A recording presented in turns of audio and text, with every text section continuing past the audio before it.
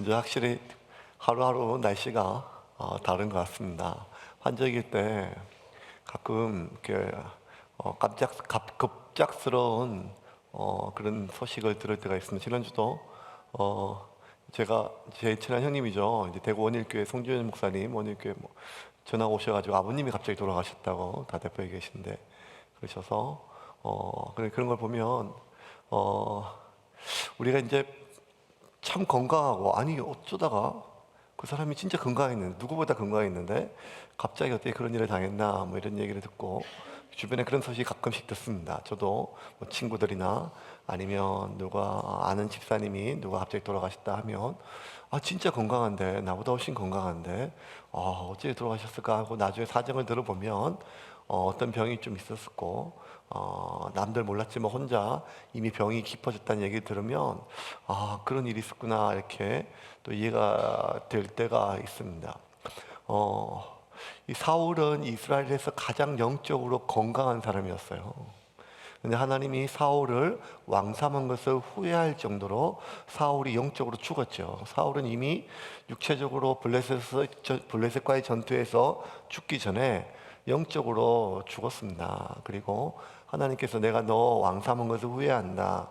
사실 하나님 이런 말 잘 하기 않으시죠. 왜냐하면 하나님이 인생이 아니시니까요. 후회하는 분이 아니십니다. 하나님은 사람이 아니니까 실수하는 분이 아닙니다. 하나님께 당신이 내가 너를 왕 삼은 것을 후회한다는 말은 내가 너를 잘못 세웠다, 실수했다, 뭐 이런 것을 뜻하는 말씀이거든요. 이런 말이 참 쉬운 말이 아닙니다.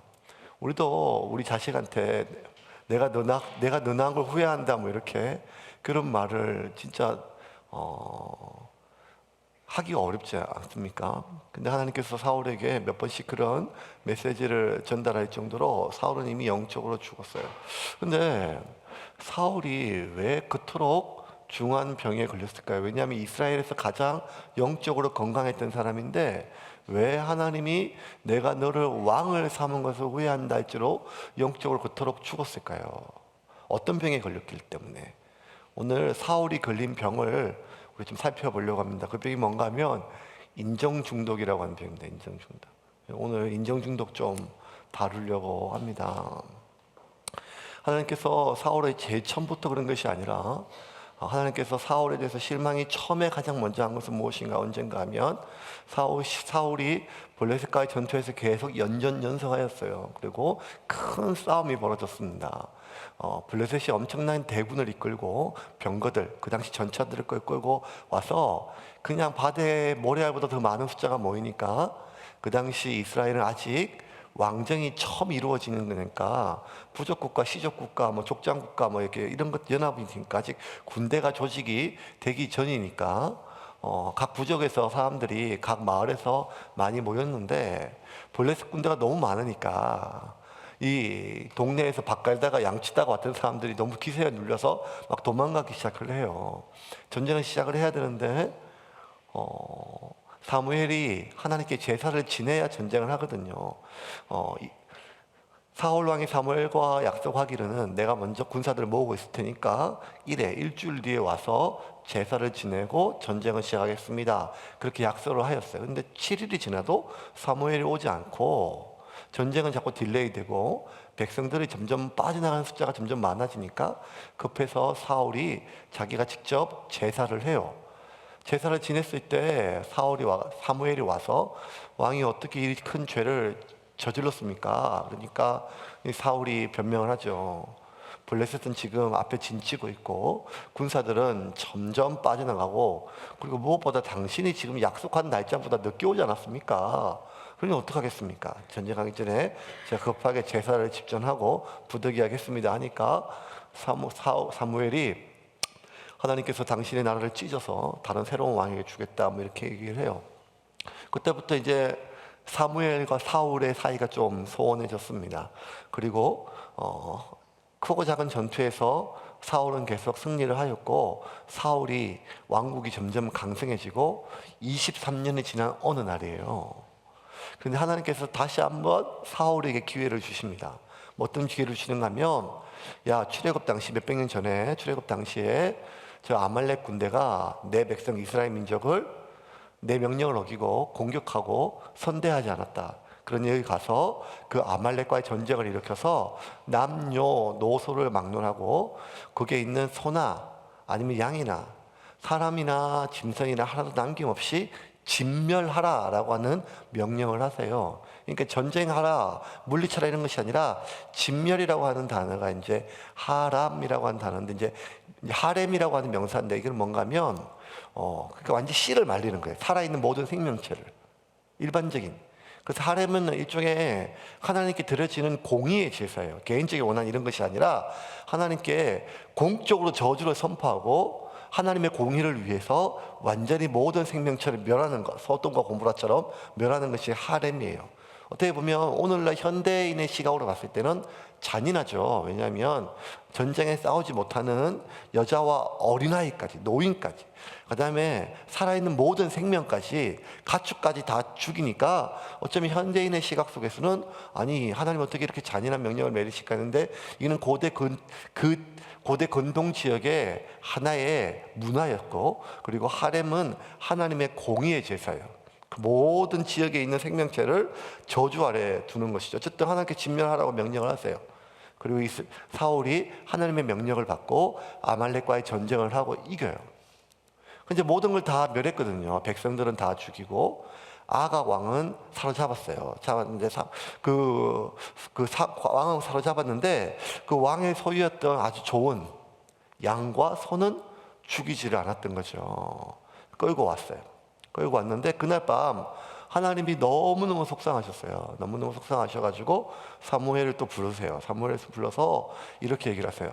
내가 저 사울을 왕 삼은 것을 후회한다. 그러니까 23년 전에는 후회한다 말씀 안 하시고 그냥 하나님이 분노하셨거든요. 내가 너희 나라를 찢어서 새로운 왕에게 주겠다라고 말씀하셨는데, 하나님이 내가 사울을 왕 삼은 것을 후회한다. 근데 여러분, 사무엘이 어릴 때 여호와의 말씀을 듣기 전부터 엘리 대제사장 앞에서 이렇게 수종될 때 하나님이 사무엘아 사무엘아 했을 때 그게 하나님의 음성인지도 모를 그런 갓난아기 때부터 지금까지 수십 년을 하나님의 사자로 섬기면서 하나님이 후회한다 이런 단어를 들어본 적이 없어요. 그러니까 하나님의 그 깊은 서글픔이 느껴지는 거예요. 속상함이. 그러니까 여러분, 하나님이 참 사무엘을 신뢰했던 것 같아요. 그런 말 하기 좀 어렵거든요. 어려운 게 아니라. 근데 하나님이 너무너무 쓰린 속을 가지시고 사무엘에게 내가 저놈을 왕 삼은 것을 후회한다. 내가 저놈 낳은 것 후회한다. 이럴 정도로. 그러니까 그 말을 듣고 사무엘이 너무 가슴이 아파서 밤새도록 사무엘이 하나님을 위로해요. 하나님이 후회할 일이 아닙니다. 저놈이 나쁜 놈입니다. 저럴 줄 저도 몰랐습니다. 뭐 이렇게 하면서 계속 기도하고 너무 속상하고 슬프고 아린 가슴을 가지고 사울 왕을 찾아가요. 갔더니만 사울이 또 없어요. 그 백성들한테 물었어요. 사울 지금 어딨냐? 했더니 사람들이 하는 말이 뭔가 하면 저 갈멜에다가 자기 성전비를 크게 세우고 길갈로 갔다는 거예요. 그러니까 그날 밤에 밤새도록 하나님께서 사울 지 왕삼을 후회하는 그날 밤에 지는 성전비를 세우고 좋아가지고 또 다른 곳에 지금 그 승리의 기쁨을 만끽하러 갔다는 얘기를 듣고 쫓아가서 사울에게 얘기를 해요. 어찌하여 이 큰 죄를 저질렀습니까? 그러니까 뭔 말인지도 모르고 하나님께서 당신에게 축복하고 당신의 하나님이 원하시는 일을 내가 다 이루었습니다 하니까, 그럼 지금 울리는 저 소소리 양소리는 어떻게 됩니까? 하니까 그제서야 저건 내가 가져온 게 아니고 백성들이 너무 좋으니까, 양하고 소가 죽이기 너무 아까우니까 좋은 놈들만 골라서 여호와 하나님께 제사를 지내기 위해서 가져왔다고 얘기를 해요. 그러니까 사무엘이 너무 분노해서 하나님이 당신에게 지금 왕 삼은 걸 후회하고 당신의 나라를 지금 딴 사람에게 주겠다고 온갖 얘기를 하는데, 충격적인 얘기죠. 그런데도 불구하고 뭐라고 얘기하면, 알겠습니다. 하나님 날 버리셨다니 뭐 어떡하겠습니까? 하나님 마음이죠. 그런데 그래도 나와 같이 가서 백성들 앞에, 장로들 앞에서 제사를 지내주십시오. 나와 함께. 그래서 하나님은 나를 버리셨지만 백성들과 장자들 앞에서 내 위선을 세워주십시오 하니까 사무엘이 기가 막혀가지고 나는 그럴 수 없습니다 하니까 이 사울 왕이 사무엘을 붙잡아요. 옷자락을 붙들고 막 진짜 치맛자락을 붙고 늘어지는 것처럼 붙잡고 제발 좀 내 체면 좀 살려달라고. 이렇게 가면 내가 뭐가 되냐고. 23년 전에도 그래가지고 내가 그렇게 했는데 그거 그때 떨어진 리더십 회복한다고 23년이 걸렸는데 이번에도 이렇게 가면 어떡하냐고 하면서 그 옷자락을 불고 묶고 붙잡고 늘어진 장면이 오늘 장면이에요. 그러면 잘 봅시다. 여러분, 한 나라의 왕이에요. 그런데 오늘 본문 속에 사울 평생의 가장 비굴한 모습이 보여요. 변명. 첫 번째 비굴한 모습은 뭔가 하면 종교적 용어로 자신의 욕심을 합리화시키는 것입니다. 15절 말씀 볼까요? 15절 말씀입니다.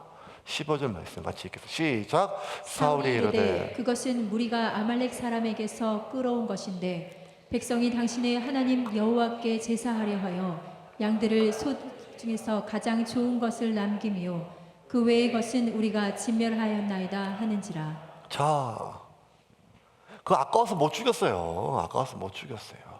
근데 그걸 뭐라고 한가 하면 그 하나님께 제사 드릴 제물이라는 거예요. 고르반 하는 거와 똑같은 거죠. 그 자신의 욕망, 자신의 욕심, 그것을 오히려 하나님께 영광이라고 하는 것으로 합리화시키는 거예요. 오늘날 얼마나 많은 성도들이, 목사들이 누가 봐도 자신의 욕망인데 그것을 하나님의 영광으로 합리화시키고 둔갑시키는 사람이 얼마나 많습니까? 사울은 지극히 아까워서 못 죽인 거예요. 근데 그것을 하나님께 드려지는 제물이라고 제사하기 위한 종교적 행위로 지금 변명하고 있는 것입니다. 또 하나는 백성들 앞에 어떻게든지 자신의 체면을 세우고자 하는 아주 서글픈, 어떻게 보면 사울의 몸부림입니다. 25절부터 28절 한번 볼까요?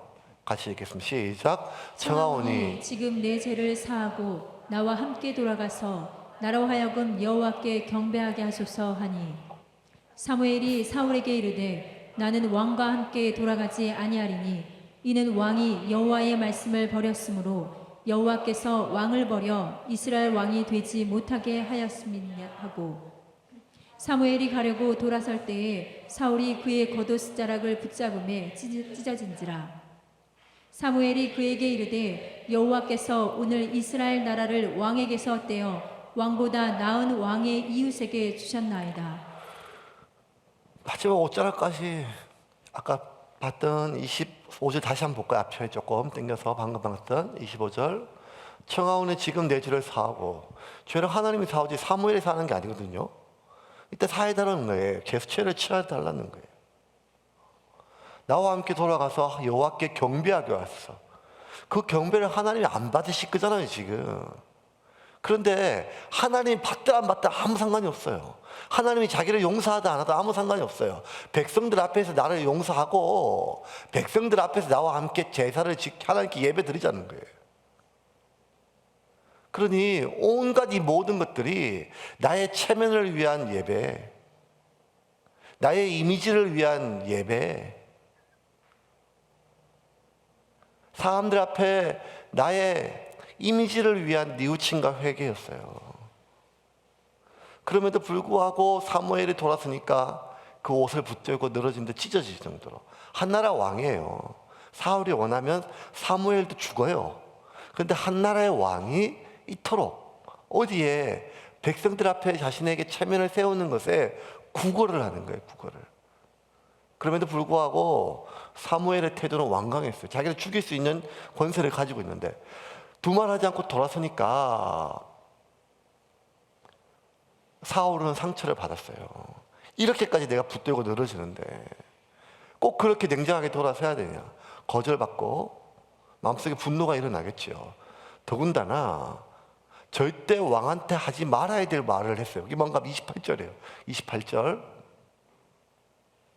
사무엘이 그에게 이르되 여호와께서 오늘 이스라엘 나라를 왕에게 떼어 왕보다 나은 왕의 이웃에게 주셨나이다. 역적이거든요, 이거는요. 역적. 그러니까 이 얼마나 분노가 일어나는 말이에요. 근데 그럼에도 불구하고 사울의 모든 관심은 백성들 앞에 무너진 자신의 체면을 세우는 것입니다. 무엇이 이토록 사울로 하여금 비굴하게 만들었을까요? 무엇이 사울로 하여금 이토록 하나님의 진노에 대해서 두려움을 못 느끼게 만들었을까요? 무엇이 이스라엘에서 가장 겸손하였고 이스라엘에서 가장 영적으로 건강했던 사울을 이토록 영적으로 사망에 이르기까지 죽어버리게 만들었을까요? 30절에 오늘 그 이유를 설명하고 있습니다. 30절 볼까요? 30절 같이 읽겠습니다. 시작. 사울이 이르되 내가 범죄하였을지라도 이제 청하옵나니 내 백성의 장로들 앞과 이스라엘 앞에서 나를 높이사 나와 함께 돌아가서 내가 당신의 하나님 여호와께 경배하게 하소서 하더라. 사울은 하나님이 안중에 없는 게 아니라 하나님이 바뀌었어요. 나를 기름 부어 왕 삼은 사람 하나님에서 백성들이 이제 내 왕이 됐어요. 내 하나님이 됐어요. 하나님이 나를 어떻게 여기는 것보다 백성이 나를 어떻게 여기는가가 중요하고 하나님이 나를 신뢰하는 것보다 사람들이 나를 얼마나 인정하는 것이 중요하게 됐다는 것이죠. 이것이 사울이 타락하고 영적으로 죽음에 이르는 이유였습니다. 사울은 자신의 비굴함과 그리고 타락의 이유를 백성이 두려워서 그렇게 했다고 이야기를 합니다. 이런 백성의 이런 사울의 궁색한 변명을 듣고 사무엘이 너무 분노하여 하나님의 말씀에 대해서 이렇게 전합니다. 22절 23절 같이 읽겠습니다. 22절 23절 같이 시작. 사무엘이 이르되 여호와께서 번제와 다른 제사를 그의 목소리를 청종하는 것을 좋아하심 같이 좋아하시겠나이까. 순종이 제사보다 낫고 듣는 것이 순양의 기름보다 나으니 이는 거역하는 것은 점치는 재와 같고 완고한 것은 사신 우상에게 절하는 재와 같음이라. 왕이 여호와의 말씀을 버렸으므로 여호와께서도 왕을 버려 왕이 되지 못하게 하셨나이다 하니. 지금 하나님은 거역한 거 우상 숭배하고 같다. 점치는 거와 같다. 더보다 더 악하다. 하나님 보시기에. 당신이 여호와의 명령 말씀을 버렸으니 하나님도 오늘 이 시간부터 당신을 버렸습니다. 천지가 계획할 일이잖아요. 이것보다 두려운 말씀이 뭐 있겠어요. 그런데 이 말을 듣고 사울이 내가 이럴 수밖에 없었던 이유가 있다고 이렇게 얘기를 해요. 24절입니다. 사울이 사무엘에게 이르되 내가 범죄하였나이다. 범죄했대요. 왜 범죄했는가 하면 내가 여호와의 명령과 당신의 말씀을 어긴 것은 내가 백성을 두려워하여 그들의 말을 청종하였습니다. 내가 이렇게 한 것은 내가 하나님 명령이 뭔지 알았어요. 알고 있었습니다. 진멸, 하렘을 내가 모를 리가 없죠. 하나님의 명령, 당신의 명령 내가 다 알고 있음에도 불구하고 내가 그 명령을 어길 수밖에 없었던 이유는 내가 백성을 두려워하였기 때문입니다. 여러분, 사람은요 자기가 좋아하는 사람 말을 듣는 게 아니라 자기가 무서워하는 사람 말을 들어요. 네. 제가 선교 온 애들 보니까 그렇더라고요. 제가 이뻐하는 애들은 저를 말을 죽어도 안 들어요. 어릴 때부터 그래 사실 인간은. 개도 지 밥 주는 사람의 손을 안 물잖아요. 그러면 자기를 좋아해주고 사랑해주는 사람 말을 듣는 것이 당연한 이치가 아니겠습니까? 근데 사람은 자기가 좋아하는 사람 말을 듣는 것이 아니라 자기가 무서워하는 사람의 말을 들어요. 지금 사울은 백성의 인정을 잃어버리는 것에 대해서 두려워하였습니다. 사울이 집착하는 모든 이유는 오직 하나, 백성의 인정을 얻는 것과 자신이 얼마나 인정을 받고 있는지를 확인받는 거예요. 이 두 가지. 내가 그들의 인정을 얻고 내가 얼마나 인정을 받고 있는지를 확인받는 거예요. 여러분, 이게 얼마나 사람의 생리와 부합되는가 하면 이게 벌써 수천 년 전이거든요. 근데 지금도요, 전 세계에서 가장 돈을 많이 버는 기업들은 다 IT 기업이고, 그 IT 기업들이 제일 많이 돈을 버는 건 뭔가 하면 페이스북이나 뭐 인스타는 좋아요 숫자를 얼마나 많이 받는가. 사진 올리고 뭐 올리고 좋아요. 어르신들 뭐 잘 모르실 수 있겠지만 좋아요. 내가 얼마나 사람들에게 사랑받고 있는가, 그것을 나의 실제 있는 모습보다 훨씬 더 아름답게 멋있게 꾸며가지고 그렇게 해요. 네, 저도 그래요. 여러분, 매주 세움교회는 이 업데이트 멀티팀장 조종훈 형제는요, 한 멀티실에 10명이 있는 교회보다 진짜 더 많은 일을 해요. 전국에서 우리 교회가 설교 업데이트 속도가 제일 빨라요.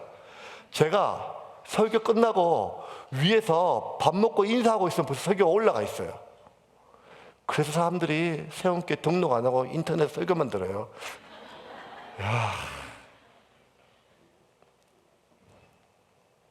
근데 설교보다 사람들이 뭘 더 많이 보는가 하면 사진을 많이 봐요.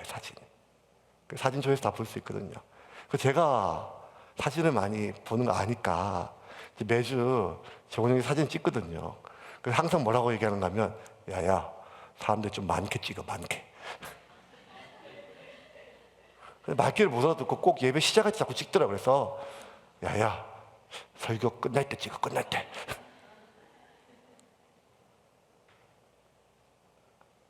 그러니까 실제 모습보다 더 가공된 모습으로, 더 변형된 모습으로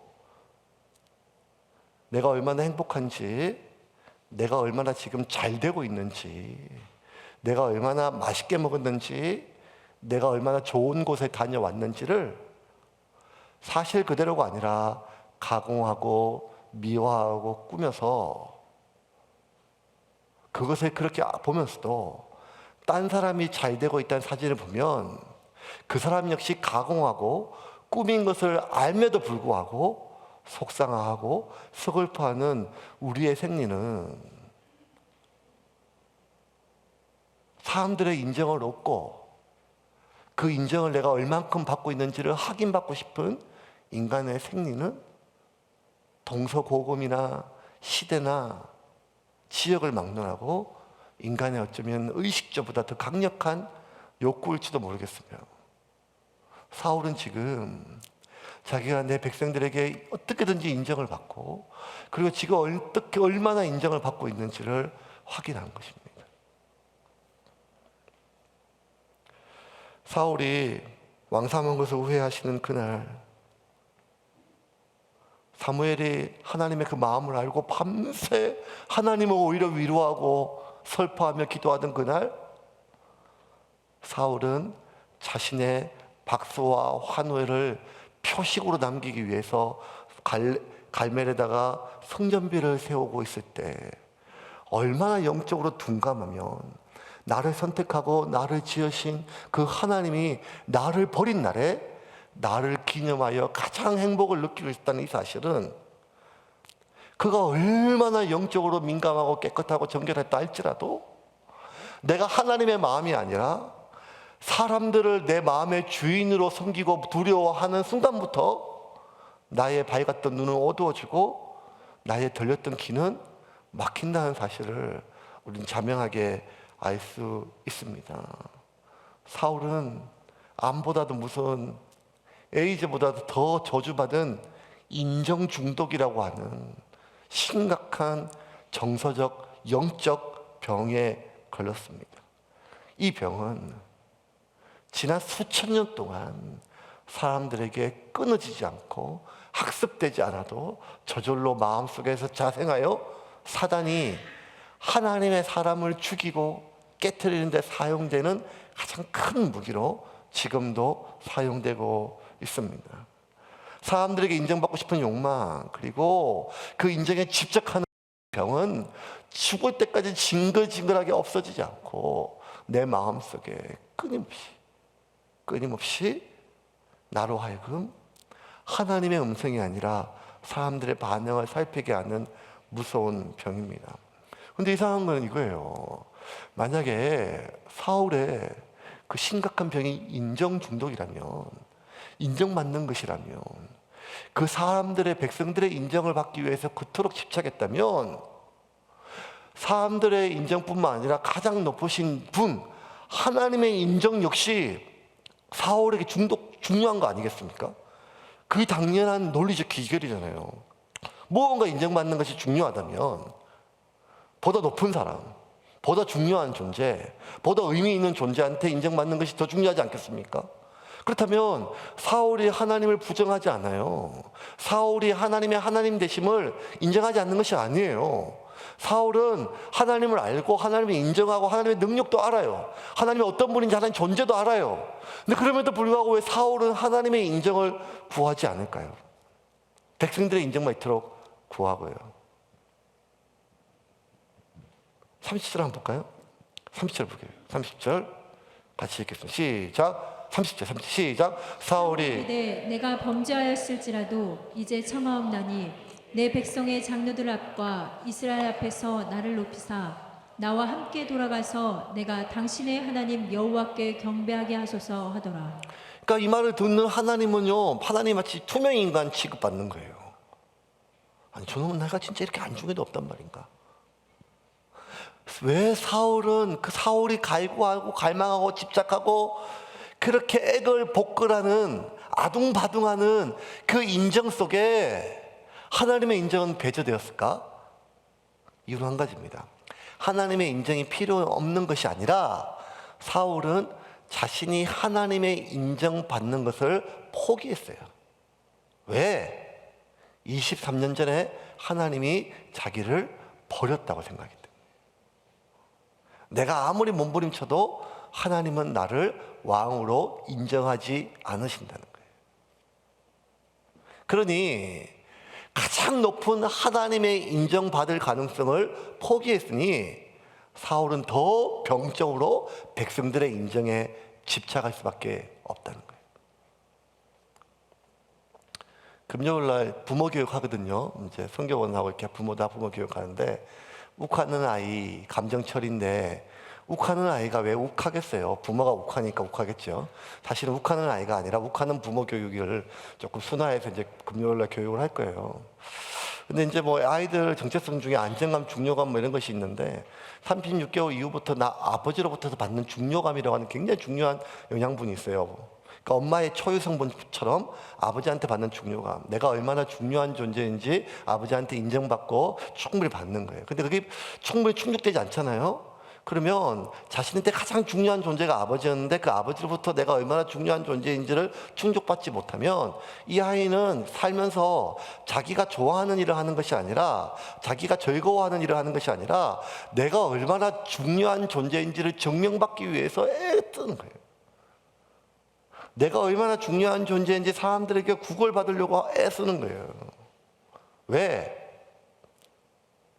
아버지의 중요감이 필요 없어서가 아니라 그래서 사람들이 하는 게 아니라 아버지한테 받아야 할 것을 받지 못하니까 사람들에게 그걸 다 구걸하는 거죠.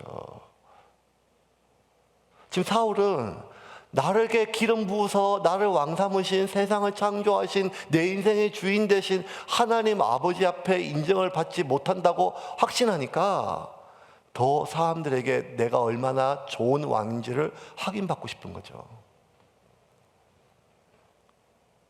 사울은 어쩌면 누구보다 하나님의 인정을 받고 싶었습니다. 그런데 사울은 하나님의 인정받을 수 있는 가능성을 포기해요. 왜냐하면 설교 초두에 말씀한 것처럼 사무엘상 13장에 보면 사울이 블레셋과의 전투에서 제사를 집전한 이후 하나님께서 그에게 왕권을 뺏어서 딴 사람에게 주겠다고 하는 사무엘을 통해서 그 하나님의 메시지를 들은 이후로 그리고 그 23년 동안 하나님이 사무엘과 친밀하게 기도하거나 응답하셨다는 기록이 하나도 안 나와요. 23년 동안. 처음부터 사울이 하나님의 인정을 포기하지 않았죠. 사울은 열심히 하나님께 기도했을 겁니다. 하나님의 도움을 구했을 것입니다. 나에 대한 하나님의 견해가 궁금해서 어떻게든지. 하지만 아무리 기도해도 하나님 침묵하셨어요. 몇 년 동안? 23년 동안.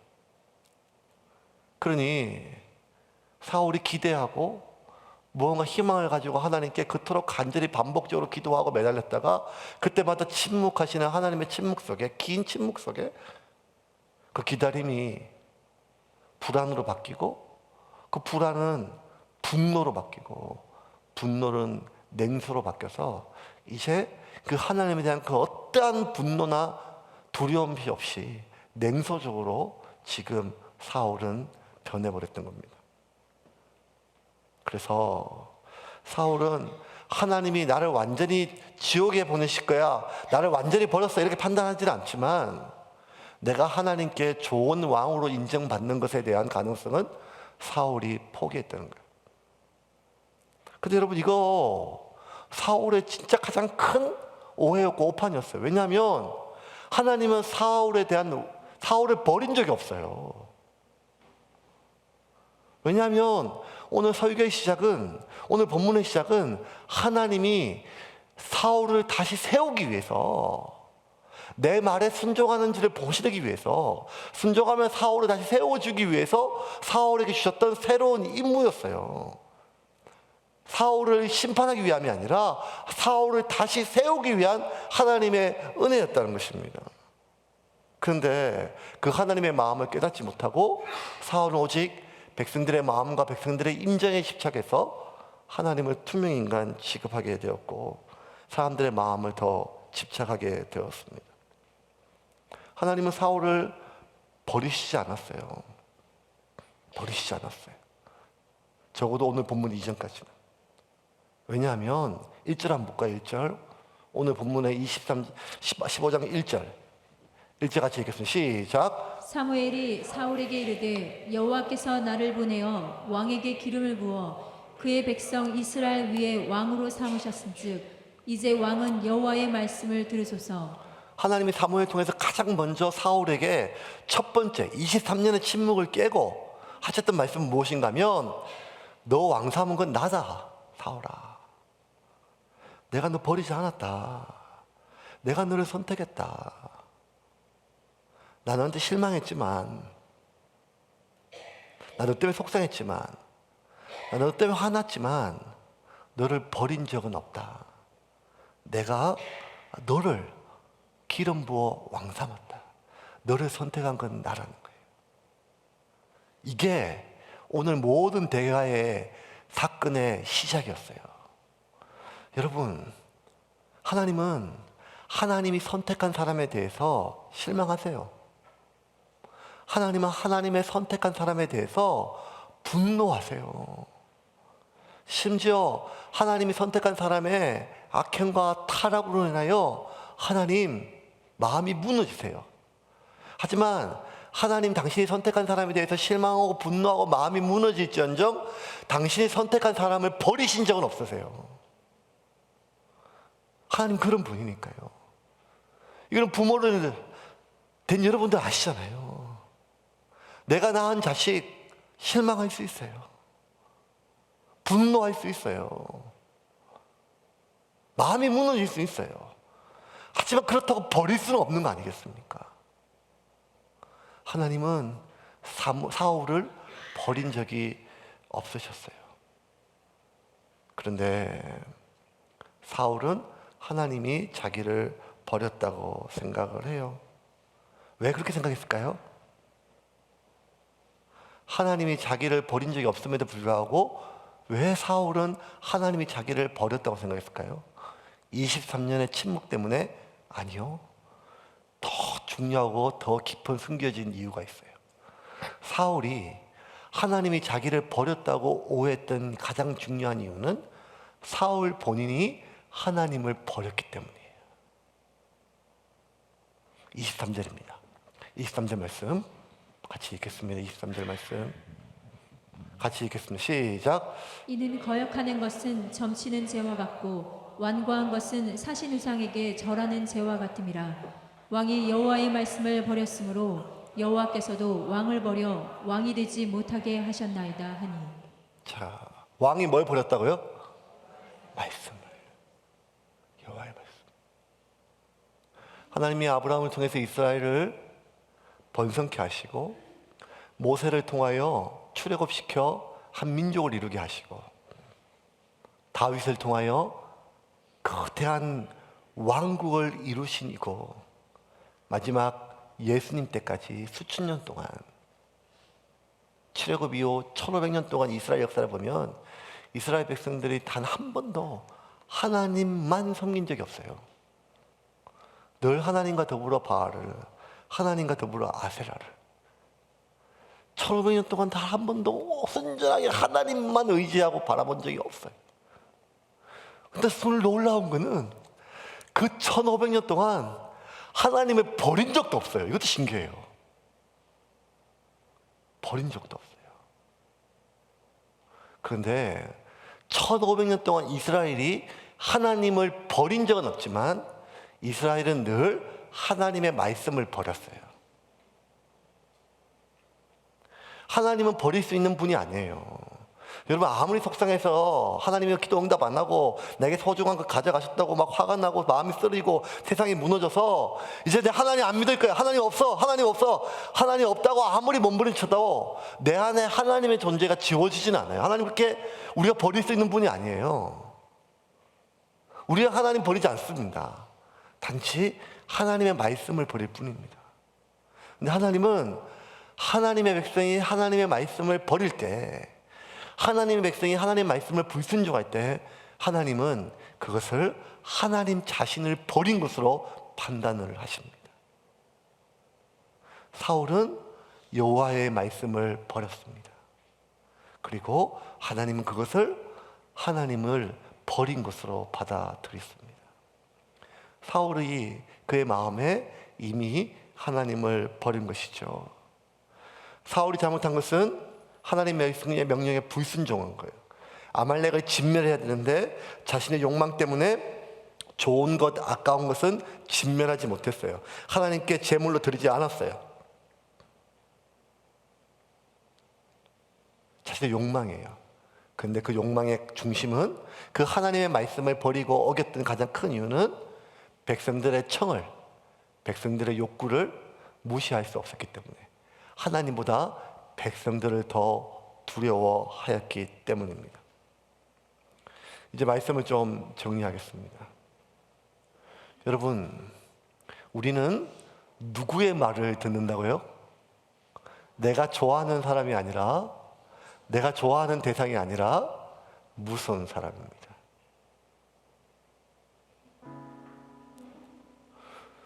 저는 눈이 커서 그런지 왜 이렇게 겁이 많은지 모르겠습니다. 팔남매 막내라 살아서 그런지 소리치는 아버님이 무섭고 노려보는 누나들도 무서웠고 목사가 된 후로는 호랑이 같은 담임 목사님이 무섭고 결혼해서 아이를 낳아보니 삐지고 화난 딸도 무섭습니다.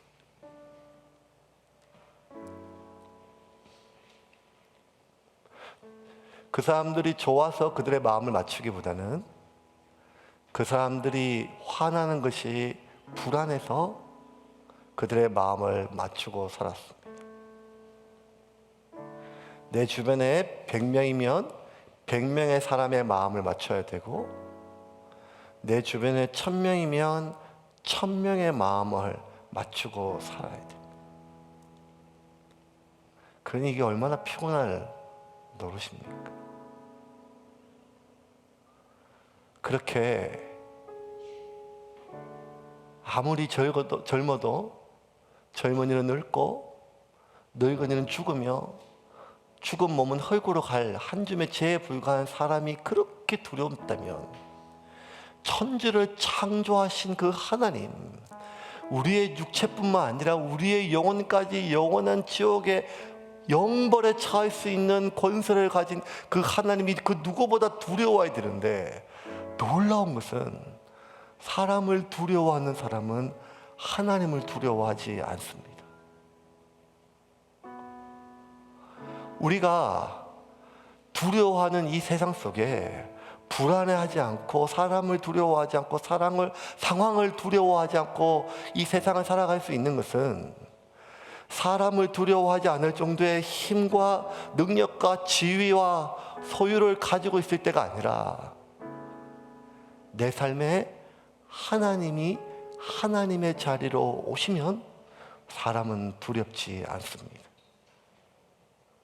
하나님을 하나님으로 진정으로 두려워하는 자는 세상이 감당치 못하는 사람이 되기 때문입니다.